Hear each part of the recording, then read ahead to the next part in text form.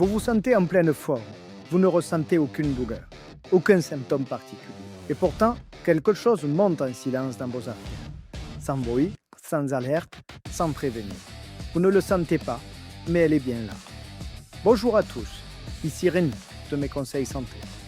Aujourd'hui, je vais vous parler d'une maladie sournoise, une maladie qui touche un Français sur 3 et dont la moitié ignore l'existence en elle, l'hypertension artérielle. Imaginez un instant un tuyau d'arrosage, laissé ouvert à fond, 24 heures sur 24, sans jamais fermer le robinet. Pas de bruit, pas d'alerte.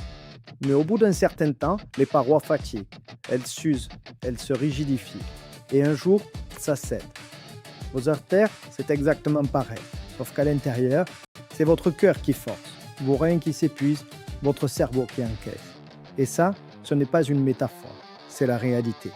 La tension, c'est la pression que votre sang exerce sur les parois de vos artères.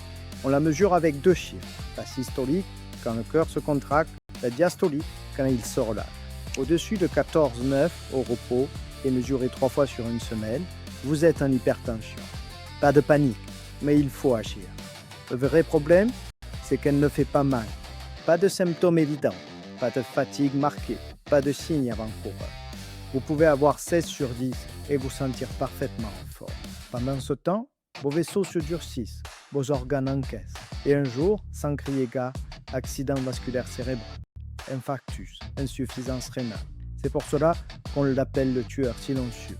Alors, comment on fait? Comment on reprend la main? D'abord, on mesure. C'est non négociable à partir de 40 ans et plutôt si vos parents étaient hypertendus. Procurez-vous un tensiomètre fiable. Un brassard, c'est idéal pour les mesures de référence. Un poignet, ça convient pour le suivi quotidien, à condition de le caler exactement à la hauteur du cœur.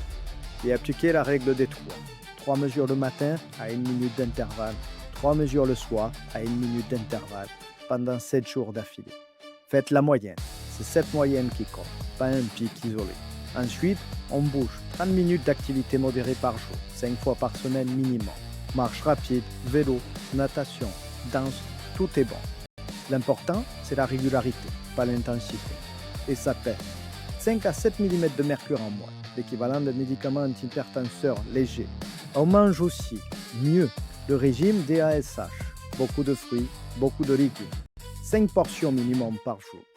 Des céréales complètes, des légumineuses, du poisson 2 à 3 fois par semaine, des fruits à coque non salés. Et surtout, vous coupez de sel, maximum 5 à 6 grammes par jour. Mais attention au sel caché, pain industriel, charcuterie, fromage, biscuits apéritifs. Et on dort, vraiment. Moins de 6 heures par nuit et votre tension grimpe en chronique. 7 à 8 heures de sommeil de qualité et vous reprenez la main. Coupez les écrans 1 heure avant le coucher. Chambre fraîche, horaire régulière. Et puis, en renfort, quelques alliés naturels.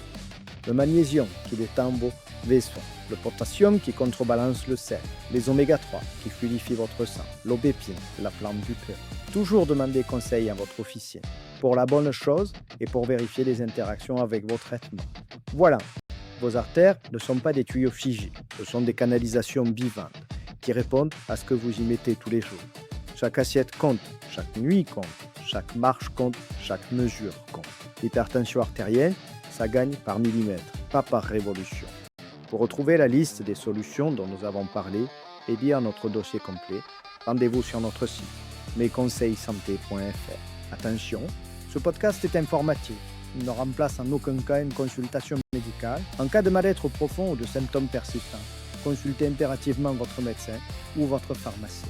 Prenez soin de vous et à très vite.